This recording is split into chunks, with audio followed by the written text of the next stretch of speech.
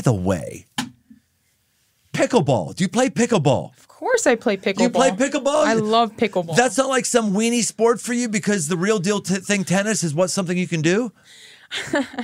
I think some people say that. It's like they can't play tennis, so they decide to play pickleball. But I love playing pickleball with my friends. I think it's so much fun. I think it's a great sport. I bet you suck at it. Do you play pickleball? I have played pickleball, yes. All right, maybe we could play sometime. Is that what you're saying? You're still going to beat me? Maybe we could play and see what happens.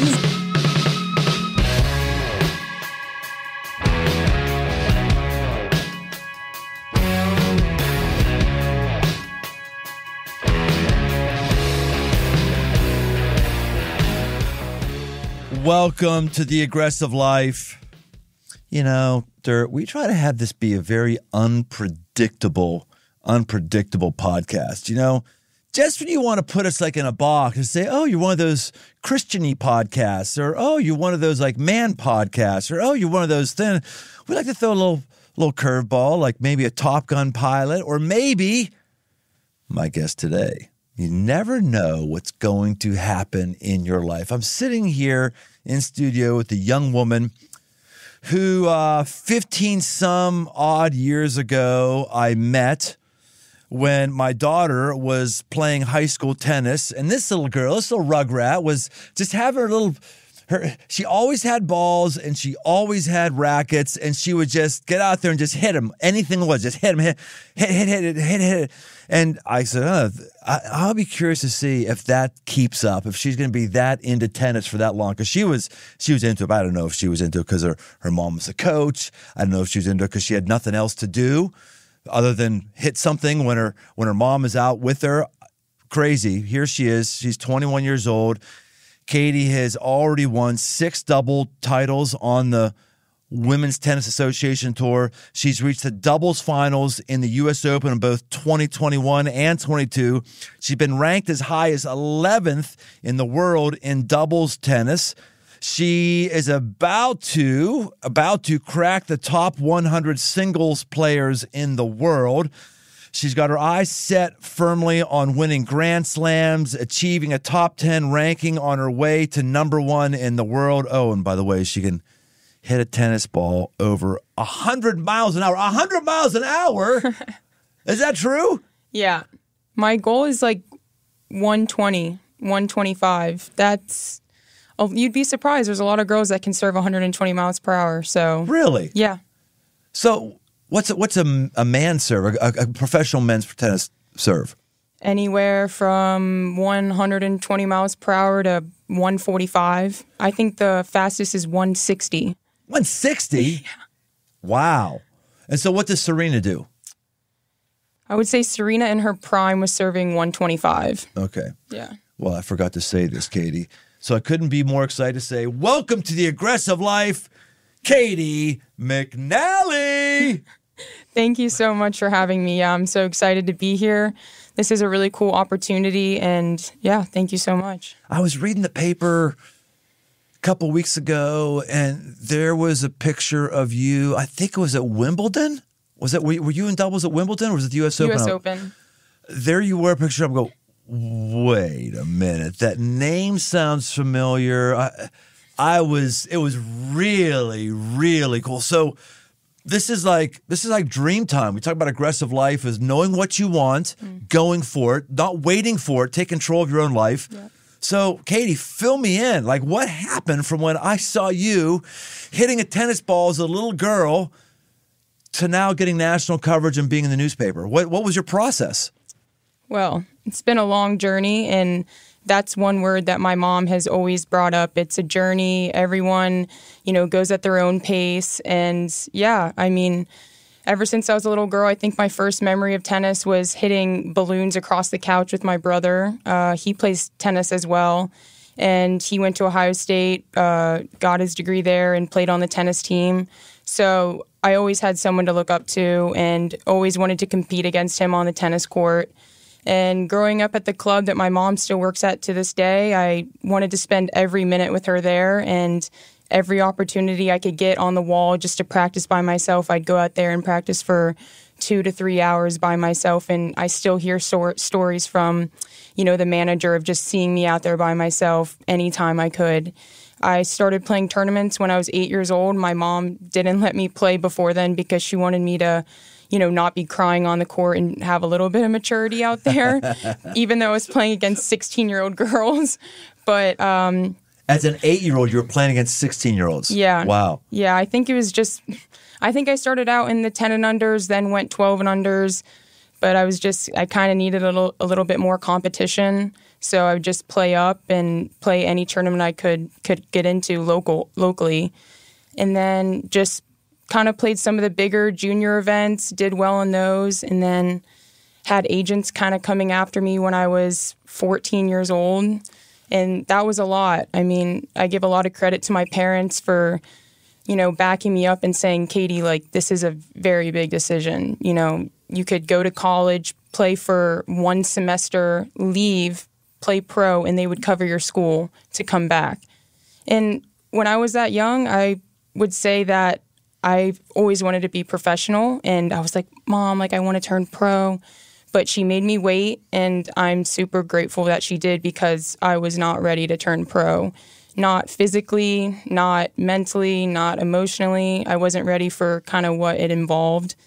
So, yeah, I've just been kind of working my way up in the ranks, and here I am now. Cracked top 100 a couple weeks ago. Oh, so you did crack? I did crack. Sorry. No, you're good. Dirt, what are you doing? You're giving me wrong scripts to read here, Dirt. You're fired. Crack the top 100. Well done. Thank you. Yeah, so that's kind of one of those goals. I feel like when you turn pro, you want to crack the top 100. And I've been pretty close in the past couple years. Before COVID, I was at 105. Then we had a long, hiatus. Didn't play tournaments for 6 months, I guess. And things just were a little messy, but I'm glad that, I could end the year on a high note. You're how old right now? I just turned 21.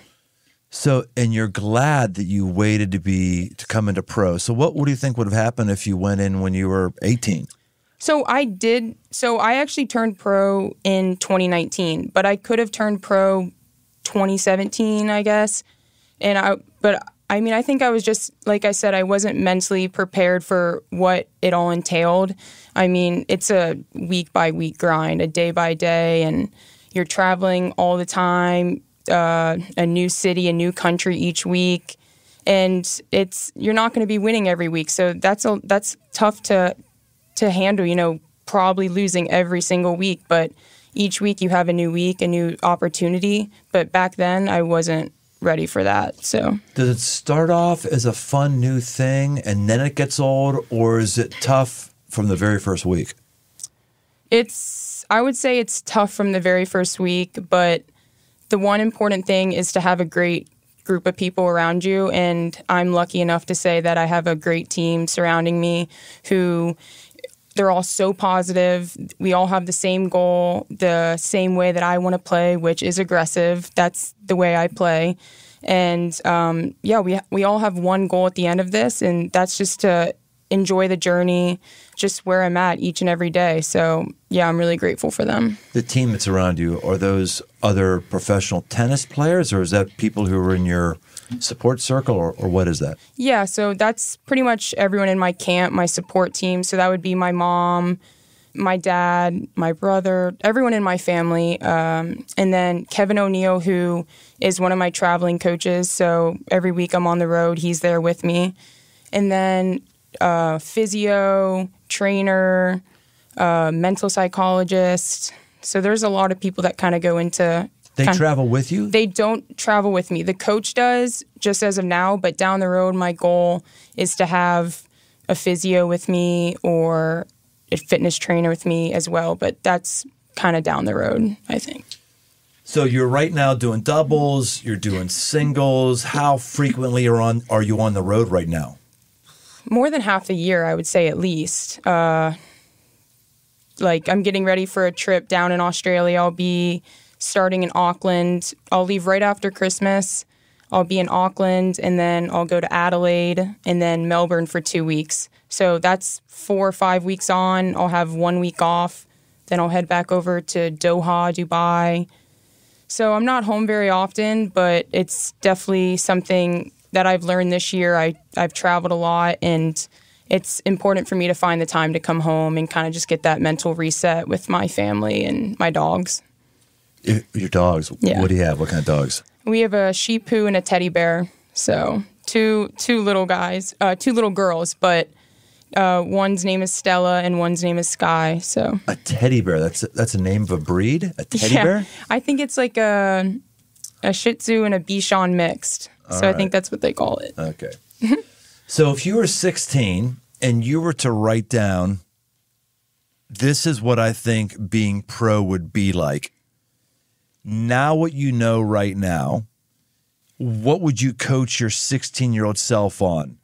Would you say, hey, get ready for this, get ready for that. You're not going to think this, but that's going to happen. Like, what kind of surprises? Because to the average person, especially those who are hitting the tennis ball around as a 16-year-old, they're thinking, I want to do it someday. It'd be amazing. That'll be fantastic. Like, I hope it's fantastic, or you wouldn't be doing it anymore. But what's surprising to you? I feel like it's not as glamorous as it can seem on the outside. And that's why it's so important, like I said, to have a good team around you. So each day they can keep you happy and refreshed, and you all have the same goal. So you know not to maybe overwork yourself, so you're not burnt going into the next tournament. But yeah, it's lonely. Again, like I said, you need a good support team around you, and it's not always up. It's not like you're always going to be going up. Even in life itself, there's going to be roadblocks. There's going to be challenges. You're not going to win every match. You're going to lose matches where you should have won, where you had match point and maybe you missed an easy ball. And yeah, there's going to be good times. There's going to be bad times. And you're going to meet some really good people. And I've met some really great people on tour so far that I look up to and I keep in contact with. So I'm pretty lucky for that. When did it sink in your mind that, I might actually be able to be a professional tennis player? When was that a real possibility? Well, I think, when we're younger, we all have these dreams. And I remember in class, you would write out, when I grow up, I want to be. And we actually had that assignment, and I made this poster, and it was like, when I grow up, I want to be a professional tennis player. And, I just always had this thought in my head, like, I don't want to go to college and play college tennis. Like, knowing who I am and just wanting to go out and try to be on the professional tour, that's what I've always wanted. But I would say when I was maybe 12 or 13, I was playing some pretty high-level junior events, did pretty well in those events. And then the agents started coming, but that was a long process, kind of getting through that. But I always had that in the back of my head that I wanted to be a professional. 12 or 13, you're playing against what age? 18 and under. 18 and under. Yeah. Wow. Yeah. Yeah, my daughter was big into tennis. That's how we know, in case we didn't say this. Your mom was Lena's coach in high school, and she did the whole deal. And then and there was just those people who she would compete against, or you thought, all right, that person is in a completely different league, totally different league. She never was playing somebody 6 years younger than her, though, or playing somebody 6 years older. I mean, so for you to do that, that had to be a sign. So at 12, 13, you're thinking, this is a real possibility. Yeah. I mean, tennis is a crazy sport. Even now I've played girls that are, now I'm the older one. I'm 21. I've played 15-year-olds, 14-year-olds, and it's like, whoa, this is kind of weird. That was me once. That sucks. I'm like, I better not lose this match. I don't want to lose this match. But then again, I'll play 35-year-old girls out on the tour, and it's just like, well, I guess, again, that could be me one day if I decide to play until that age. But I just try to go out there each match and not worry too much about my opponent, just kind of focus on what I need to get done. So when it sunk into you that this was a real possibility, did that cause you to do anything different in preparation? I would say just as I got older, I just matured more and figured out kind of what worked best for me. Even throughout this process, I'm growing every day, learning kind of what I need to do to get me ready for my matches, the little things, writing in my journal, just for what I need to do, and then a little bit about my opponents, talking over the matches, watching streaming videos of my opponents that I can find on YouTube.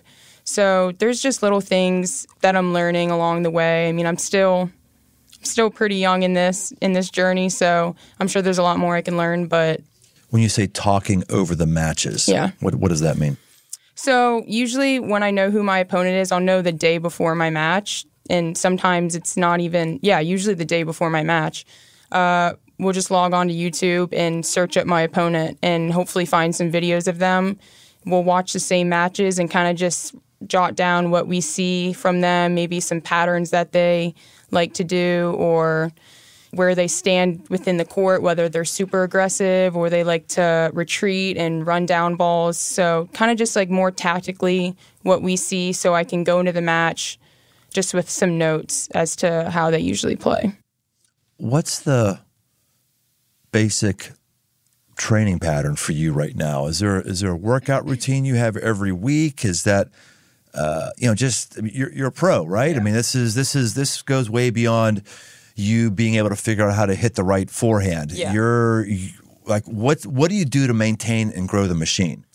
Yeah, so it kind of just depends on where I am. If I'm at a tournament, obviously, my training regimen is a little different, and I'm just trying to, get ready for my matches and not feel too tired. But when I'm back home like I am right now, and this is off season, so I would say an hour to an hour and 20 minutes of fitness per day with 2 to 4, depending on the day, hours of tennis, kind of just depending on how I feel. 2 to 4 hours a day with the racket in your hand. With a racket in my hand.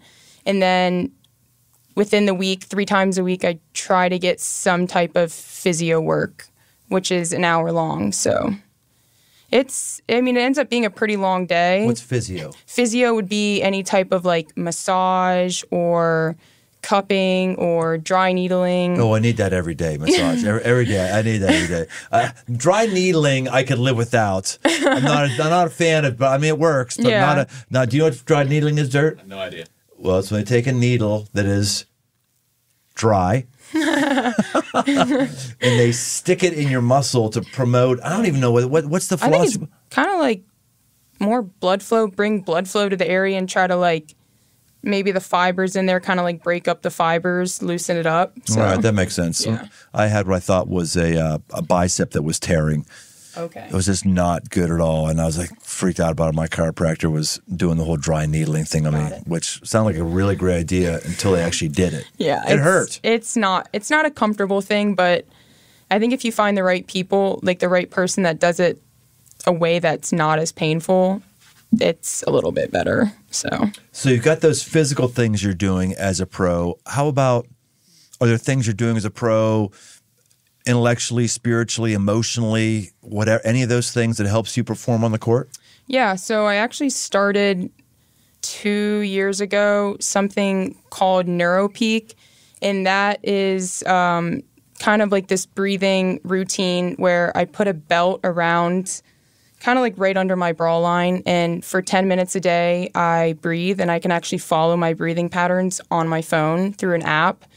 And that's just something that's helped me, that I can do that there. But when I get in a match, I can also get my breathing under control and take me back to a place where I feel like I'm in control of myself, because there's a lot of times within matches where, whether it's the pressure of the match or where you are in the match point-wise, long points, there's just any of the outside things, your blood pressure can rise. And it's really important, I feel like, to just be able to like bring yourself back and feel grounded. So that's something that I've done that I've seen a huge difference, and that has really helped me. So we had Michael Chandler on the podcast a while ago. He's one of the top stars in UFC, and he was big on that. He was saying that keeping your heart rate down is good because it takes away your energy. You only have so much energy, and the faster your heart rate is beating, it's sucking your energy away, which really surprised me, because I would have thought, oh no, you got to get jacked and pumped up and adrenaline spike and just fire yourself up for a match. But no, he wants to be down at 60, 50 beats a minute if you can before a match, so he has energy. So that's interesting to hear that's the way it is in your sport as well.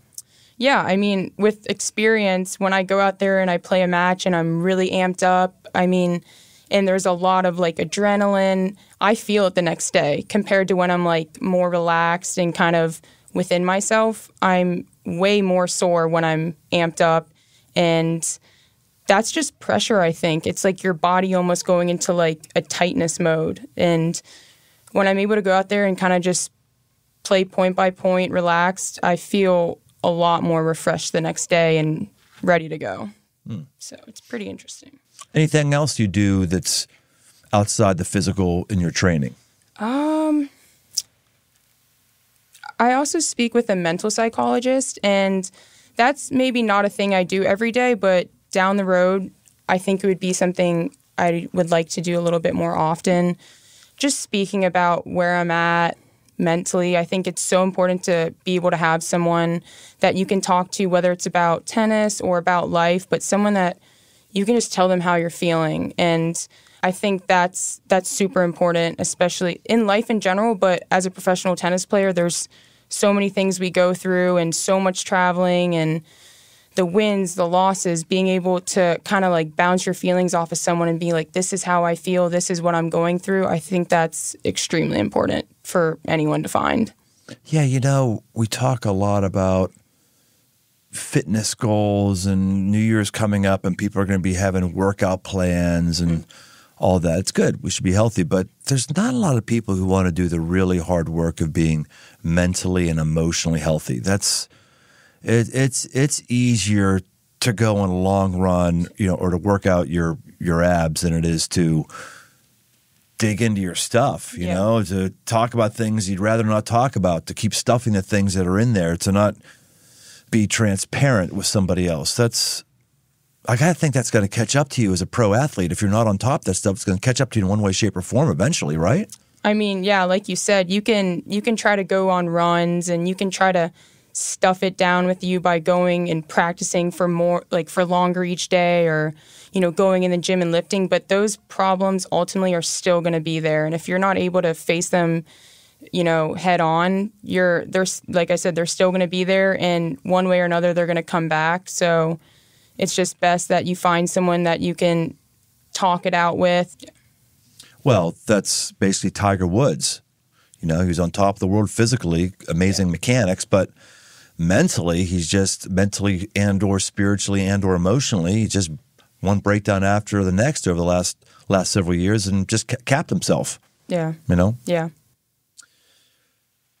When you're on the tennis court, Caty, what do you, do you get to a point as a pro where you just say, this is where I am right now, and I'm just going to keep trying to do more of this, only better? Or are there outages in your game that you're aware of, or weaknesses that you're trying to improve on? What do you do that's in your control to improve?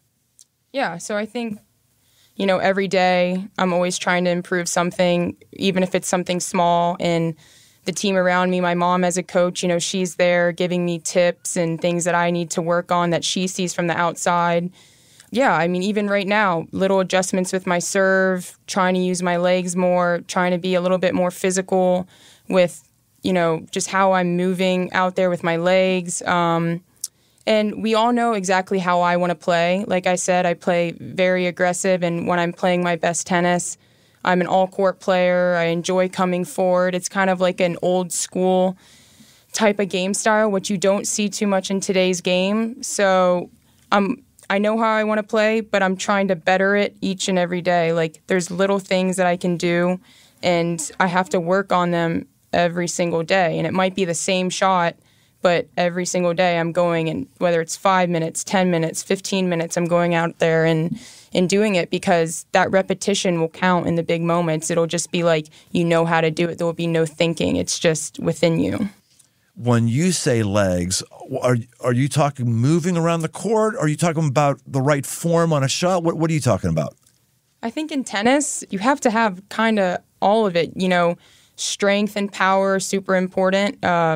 Serena Williams, for an example, is someone that can go out on the court and just overpower their opponent with just being so strong physically.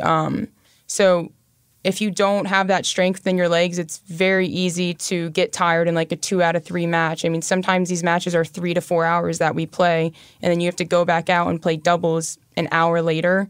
So the strength and conditioning, having the agility, the mobility within your legs, within your hips, it's all super important, and it all pays off, because tennis isn't just, you can't just have one thing and you're going to be the best. You have to be strong. You have to be able to switch directions very quickly. Being flexible is extremely important. I think if you've ever watched Novak Djokovic play, he can go into the splits during his shots. Yeah, he'll go into the splits, get back up, and hit an open stance backhand with his left leg sliding out. So I'm not quite there yet, but that's the goal. I think that's the goal. You're working towards that. Yeah, I'm definitely working towards that. I mean, I want to be as flexible as possible so that prevents injuries down the road. I want to play this game for another 10 to 12 years, so I want to be as physically stable as possible.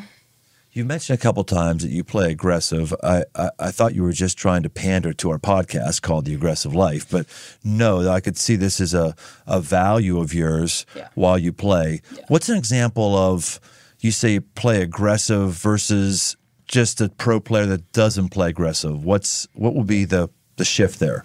Yeah, so my game style, like I said, is a little bit more old school.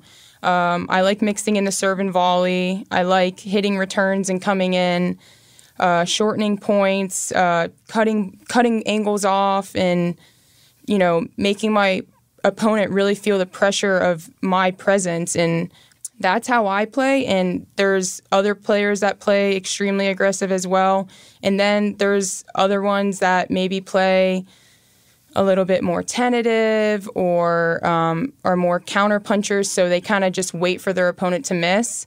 And tennis is an extremely mental sport, so not going to lie, there's been times where the matches got close and I am playing aggressive, I'm playing free, and then next thing you know, I'm like super tentative, playing not to win, not really swinging through my shots. And I've lost some matches where I should have won, and I've talked with my coaches after, and it was just, you kind of got tight. Like, you got tight, you froze up, and that's something I've just kind of had to go through. Those are the experiences that you have to go through as a tennis player. You have to lose these matches to learn. You only learn by failing, and I feel like I've failed a lot already in my career, but it's really only helped me. Like, I've learned more about myself and what I need to do to win matches and just be the best version of myself out there.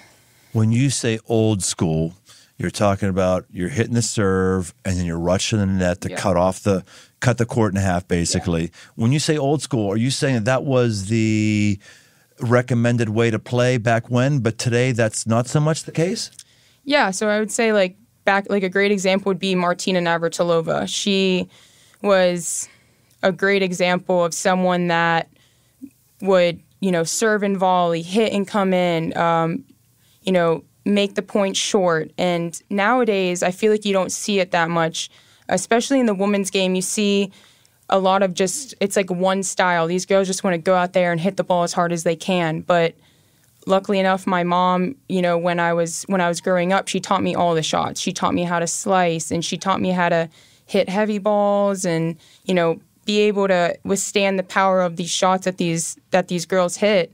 But, it's taken me a while to kind of figure out which tool to use at the right time. And I've lost some matches where I hit the wrong shot. I hit a drop shot where I maybe should have, hit the backhand. Or, again, I've just learned along the way of what I need to do, what shots at the right time. And not every girl in today's game has that. That's kind of like a one-way game style.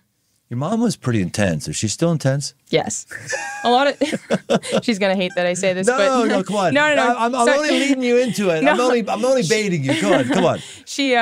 Some people are like, "Wow, your mom's really intimidating." I'm like, you just got to get to know her. She can come across as that, but deep down inside, she's the most selfless person, and she really does care about everyone. So. Yeah. Well, intimidating may be true, but I use the word intense. She's very intense, though, too. She doesn't like losing. No, and she probably doesn't like it when you lose.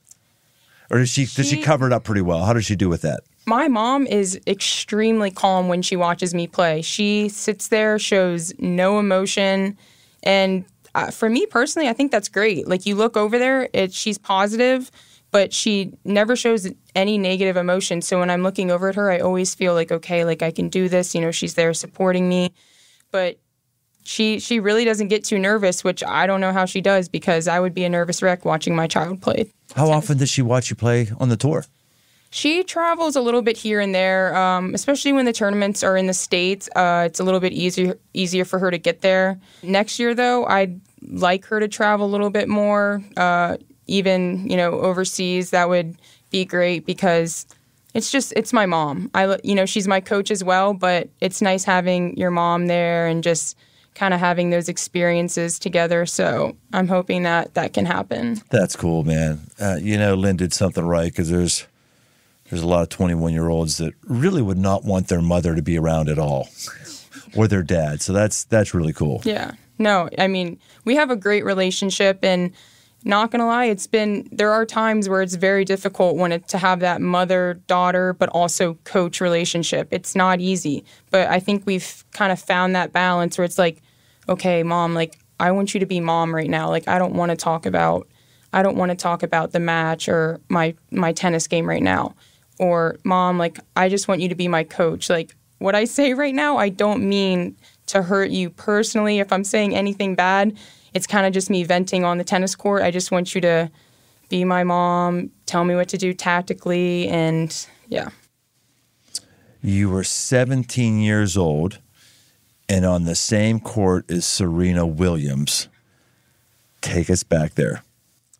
Yeah, so that was the year I won. I won my first round at the U.S. Open. When I won that match, I went into the locker room. There was a match on the TV, and it was Serena Williams versus Maria Sharapova. I was like, I play the winner of that match. And I was like, wow. I know I'm going to be playing night match in 2 days on that court, which is Arthur Ashe, one of the biggest courts in the world.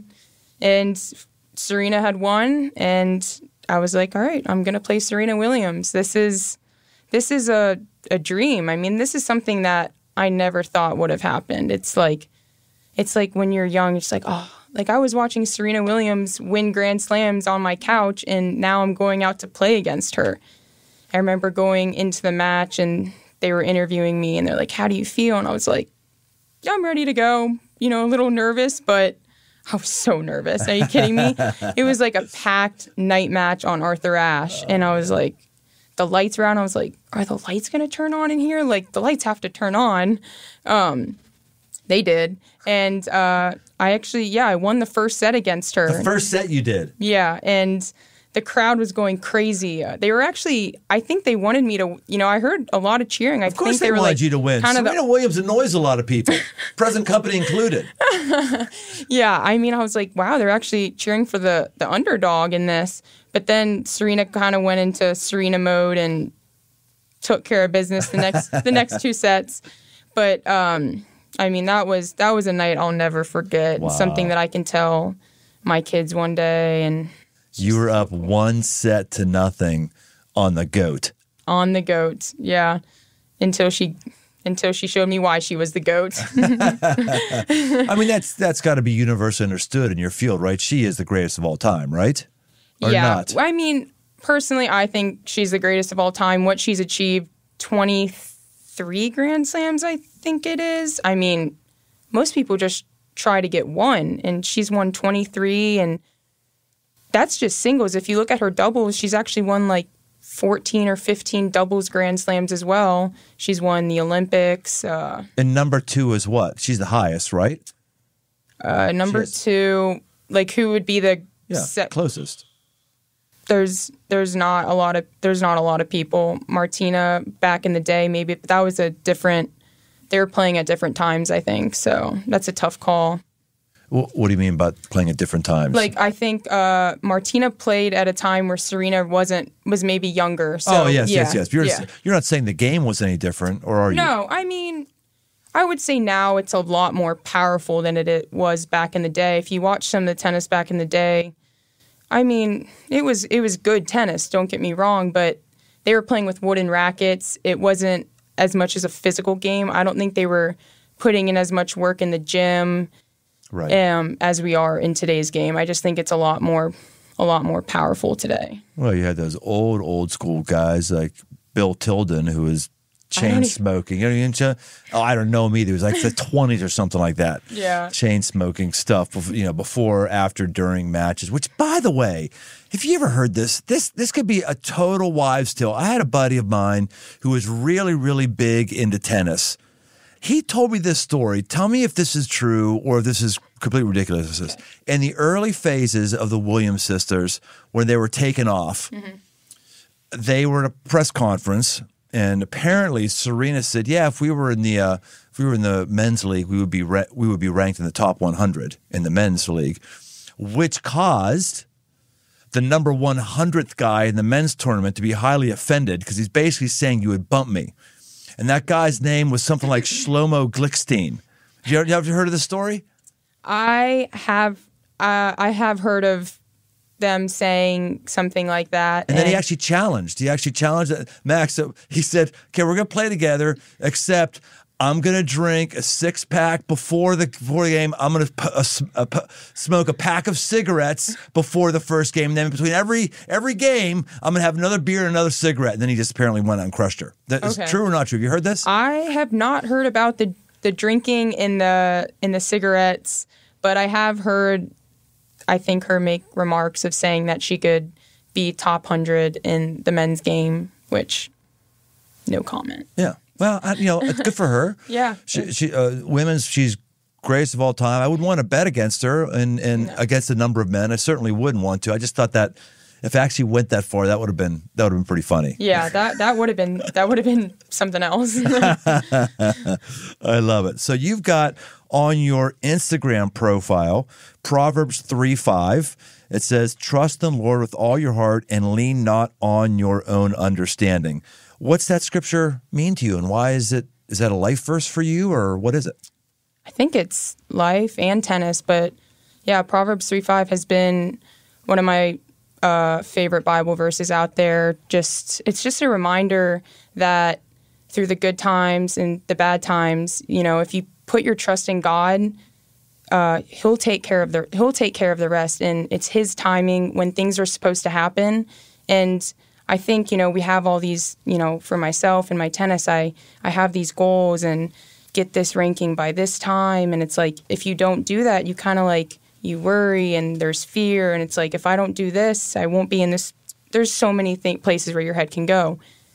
And I think I've gone through a lot this year, almost to the point where I wanted to, hang my rackets up for a little bit and was just so lost within myself. And I remember the exact moment, actually, and I was just like, "God, I need you now more than ever. I can't do this without you." And it's been a long journey, honestly. And I finally found comfort in just handing it over to Him and being like, "I'm going to trust you, with the timing of my journey." And as my mom said, everyone's journey is different. Everyone peaks at different times. And I think, this past 2 months has really just been a testament of me trusting in Him and in my process and my journey, and cracking top 100, winning my first WTA.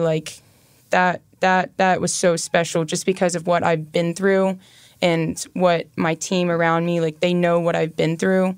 And it was incredible. So that Bible verse, it just really means a lot to me because, trusting in Him on the tennis court, but even in life, things that I can't control and some family issues that we've had. And I can't, unfortunately, I wish I could, heal them, but I got to give that over to God. He'll take care of it. Whatever happens, that's what's meant to be. Well, that's what I was going to ask. I was going to ask what the it was. You don't need to give details of just something family related, something. Yeah, just family. Or you can't give details if you want. I just didn't want to leave that hanging. Yeah. No, just some things with my mom's parents. The past couple months have been a little difficult with them getting in a car wreck and kind of their lives turning upside down, my papa going into a nursing home while my nanny's back at home with assisted living. So it's just been a really big adjustment. And, you know, you're there and you just seeing my papa not really be himself. It's like, I wish I could fix it. Like, I wish I could make him better. I wish I could just give him some of my health and to him. But it's like, I've given this over to God now. Like, he's in God's hands and God has a plan for him. Whatever happens, I know that's what's meant to happen. That's where he's supposed to be. That's a really good verse that I don't think I can be reminded of enough. Lean not on your own understanding. Yeah. Lean not on your understanding. How do you balance that with setting goals? It seems like I think there's two ways to look at life, or go at life. One is the two successful ways I've seen. One is set the goal, go after the goal, and when that one's hit, do another goal. That's one way. I've not really done well with that personally. Mine has been look for weaknesses in yourself and keep pushing. Yeah. Take advantage of opportunities and keep pushing. I've seen both of those work. It sounds like you're on the goal front. You like to have like top 100 by this. Is that true? I don't know. I mean, I think as an athlete going into each year, you write out these goals. And for example, my goal next year is top 50. But that's not what I focus on, actually. I really focus on the day-by-day work that goes into it. And I know that if I'm doing the daily work of, you know, on the tennis court, off the tennis court, being the best person that I can be, I'm going to feel good about myself. So personally, rankings aren't that big of a deal to me. It's more of the day-by-day work, doing what needs to be done. And yeah, I think everyone's different. Some people are super into rankings and goals, but that doesn't define me, the goal. The goal doesn't define me. So. All right, that's good. Well, you said that you see yourself in the top 10 in the next 5 years. So is that in your mind, you think, here's the way I'm going to get there? Or do you just see to yourself, this is my natural growth trajectory, so I think I'll just naturally be there? So when I say that, like, I feel like you can take it two ways. It's more of like, some people might think, oh, that's like a lot of pressure to put on yourself to be in the top 10. But when I say that, it's a goal of mine because I know it's achievable. And I've seen the level that I'm capable of playing compared to the girls that are in the top 10. And I feel like if I continue on this journey and this route that I'm on, it's definitely achievable. But I'm not putting the pressure on myself that, like, if in 5 years I'm not top 10, then, like, I failed. That's because that's definitely not what I'm saying. It's a journey, and you know, my ranking could go up and then it can go down. It's never going to stay the same. Each week you have to defend points, possibly, and each week is a new week. So you can win one tournament, but the next week, you know, you're in the round of 64, the round of 128, which you're just restarting the tournament. So yeah, when I say that, I just mean that I think I'm capable of doing those things, but it's no pressure or anything like that. Yeah. I like it. If anything, it's a good thing. It's a good thing that I think I can do that. You said that your mom is your rock, works 70 to 80 hours a week. Yeah. So you don't grow out of that, huh? As you've grown older, it's still mom as important as she ever was. No. I think like you said a little earlier, some people may get a little bit sick of their mom. And there's been times where it's like, Mom, just back off a little bit. But ever since I was a little girl that you saw running around CHCA, she's always put her kids first, and she's always taken care of my brother and I and my dad, and worked hard so we could go play tournaments and, you know, even have these dreams that are attainable. Like, this dream that I have and the journey that I'm on wouldn't be possible without her working crazy hours and covering the bills of flying overseas and staying in hotels every week and, you know, paying for my coach and paying for all the meals. Nothing's covered by any, like, we pay for it. Really? Everything is paid for by us. Really? Yes. I'd have thought that if you're in a tournament, someone's covering your expenses. No. No. In the pros, so in the WTA, what I play now, certain level events, my room will be covered the nights I'm playing in the tournament. But once you lose, that night's covered, and then they don't cover anything else. But food, airfare, anything else is all covered, by us. And some federations, like the U.S. Federation, they don't pay for anything of mine. But some other federations, like in Australia, will give their players anywhere from 20 to 60 grand to use that any way they want to pay, their trainer, their physio, their coaches, their mental psychologist. But yeah, we've kind of, my mom's kind of done it all on her own, and credit to her. I mean, yeah, she's amazing. I didn't realize that. So you're, as a professional tennis player, it is an eat what you kill, period. Yeah. And at what point in the tournament do you start making money? Well, so you make money from the first round on. Okay. So when you step on the court, you make money. But depending on the level of the tournament, it depends on how much money you make. So if it's a lower level tournament, you're not going to make as much money. How many wins in a tournament do you have to break even on your expenses, do you think? If you say, if I win my first game, I'm always going to be whole? Or is it like I got to win like three matches and I'm whole?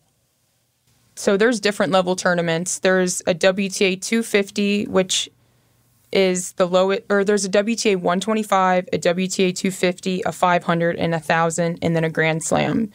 And 250s, you have to win, I would say, you probably have to get to the quarters or semis to even either break even or maybe make a little bit of a profit off of what, and that just depends on who you have with you. I mean, I only travel with a coach, but there's players out there with a whole support team of a coach.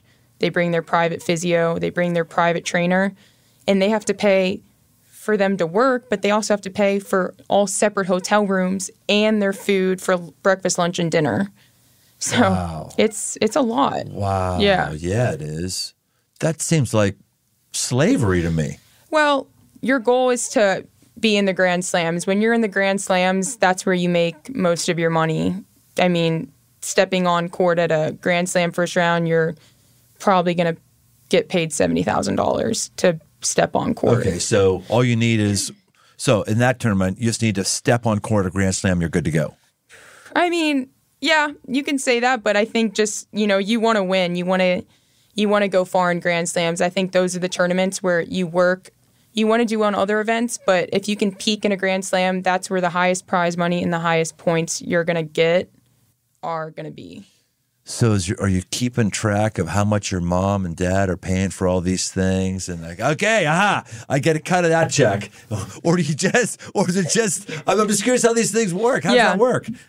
Yeah, so my dad actually manages all my money, so I trust him to kind of take care of all of that. And the money-wise, my mom is always like, Caty, like, she doesn't want me to worry about the money part. She just wants me, she's like, the money will be taken care of. I just want you to go out there and enjoy yourself, play your game, and it'll all take care of itself. So I don't look too much into the money. I mean, of course, sometimes, if you're doing well in a Grand Slam, I might take a peek at what I've made so far, and I'm like, wow. But again, my mom's like, Caty, you actually didn't make that much money with taxes and all the fees and all the people, like, paying your coach and the food and the airfare. Like, it's not always what it seems. So she's taught me to be pretty humble about that. So I don't really pay too much attention to the money. Yeah, that's great. Caty, are you ready for the lightning round? Let's do it. The lightning rounds, I give you a topic and you got to just like answer it back to me like, are you up for the challenge? Can professional athletes compete in the lightning round? I hope so. Okay, here we go. Key thing to focus on before a big match? I would say focusing on what I need to do and maybe some of the strategically tactical things that my opponents do, which I write down in a journal and I bring on the court with me so I can look at every changeover. Most aggressive move you're making right now? Taking accountability for all the little things in my life that I need to take care of, and then just being open and honest with my thoughts and feelings towards my team for like what I need or what I kind of think I need from them. Now, you've got a lot of success in this next realm, so I'm looking forward to hearing your answer. What makes a good doubles partner? Good communication and being very positive. That's something that I think is key within a doubles player. If you guys can communicate well, and, you know, this might go a little longer, but that's all right. That's good. Take the time. Okay. Like me and Coco Goff, for example, we're a doubles pair, and we haven't played a lot this past year, but we've kind of turned into this thing called Mick Coco and gone worldwide with it. And we played this past 2 weeks ago. We played for Team USA over in Scotland. And we just have, from the first time we played together, it was kind of like we were attached on a string. When she moved one way, I moved with her. And when she moved back, I moved forward. And that's something that you can't get with every doubles player, but it's just something that we gelled together so well. And you can't teach that or replicate that very easily. So that, and just being positive, you know, each point's a new point. You can't dwell too much on the last point, or that'll affect you for 4 or 5 more points. You just got to stay in the moment, play point by point, be positive with yourself, with your partner. I think those are the keys. How do you, by the way, find a doubles partner? It almost seems like it doesn't get televised at all. I wish it would, because I find doubles matches fascinating to watch. Is it a kind of thing where you just call somebody up and say, hey, why don't we just throw our hat in the ring and be doubles this next tournament? Yeah, you know, that's funny you say that, because usually that's not how it is. But I played in Czech Republic 2 months ago, and I didn't have a doubles partner going to the event. And I was leaving the hotel, and another American girl screamed my name, and she screamed my name, and I was like, I didn't notice it, so I kind of was just walking away. She chased me out of the hotel, and she's like, do you have a doubles partner? And I was like, no, I'm looking, but maybe we could sign up if we get in together, if our rankings are high enough. So we signed up, got in. We've never played together before. We won the whole tournament. Wow. Yeah. And I was like, okay, like not bad. You know, each match we kind of learned a little bit more about each other and about how we like to play. But usually you kind of have it mapped out with who you're going to play with, what weeks. And but sometimes it is a last minute type thing. You kind of just, you know, you work it out. You hope for the best. What percentage of women on the tour are doing doubles as well as singles? I would say 75%. Of players are playing singles and doubles. I mean, I personally love playing doubles. I mean, I like playing singles and doubles. And I think for a long time, you know, I've had a lot of doubles success coming before my singles success later this year. And a lot of people were saying, you know, maybe you should just stick to doubles. Maybe you're just a doubles player. I don't really see the success coming in singles. And that really gave me a lot of motivation to, you know, kind of like watch me, like I'm going to do it. But I enjoy both. I mean, I think it's great going out there by yourself and kind of, it's a challenging thing, just figuring out what your opponent's doing, what you need to do better. And then doubles is fun as well, having someone out there to just play with and get along with, support one another. And I think it just depends. I mean, a lot of players play both, so. Is it 75% as well on the men's tour play doubles? I would say it's probably, I would say maybe it's a little bit less, like 60 to 65%. But a lot of the players in the Grand Slams, some of the bigger singles players that, you know, maybe get to like the quarters, semis, finals, they don't play as much doubles because they want to let their body rest and get ready for their next singles match. But you'll see a lot of players that play singles and doubles, or you'll just see doubles players out there that only focus on doubles. I think no matter what you play, it's great. I wish they would televise more doubles. They just I wish they did too. I don't know. It's a lot of fun. Totally is. All right, back to the lightning round. Athlete you most look up to and why? Roger Federer. He's been my favorite tennis player since I first started watching and playing tennis. I've just always admired the way he's carried himself on court. He's such a class act, and I've had the opportunity to meet him a couple times. And, he's this, amazing tennis player, and he's very well known, and he was the most humble guy I've ever met. We were talking about Mason, Ohio, him going to Barnes & Noble on his days off, and it was just like I was talking to some random person, but I thought that was really cool that you can have, you can win all these tournaments and be number one in the world, and you can just be like this humble person. You don't really see that too often out there. So when he was at the top of his game, I don't know that there was ever a more graceful and unbeatable person than him. That's a great word to describe him. Graceful. Just the way he moves. It's like a ballerina out there. He just he makes it look so effortless when it's not that easy. It's a very physical game, and the way he moved around the court was just so elegant. Like it just seems so easy when it's really not that easy. Right. So. Caty, this has been fantastic. If someone wants to follow up with you, they want to see what else is happening with you, go ahead and advertise yourself. Where does someone know what's going on with Caty McNally?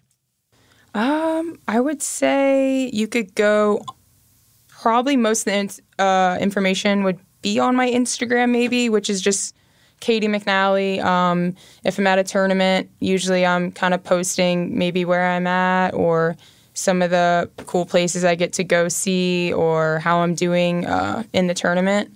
So I would say that's probably the best way to find me, or on my Twitter, which is also Caty McNally. So, yeah. I think there's a lot of good stuff that you've given us today. I like we haven't had a professional tennis player on yet. This was really, really good just from that standpoint, because I like doing new things. Mm-hmm. But also, I think you've given us a lot of things that we can translate into our normal world. Training, how are we training for our lives, whatever our occupation is, that's a really good thing.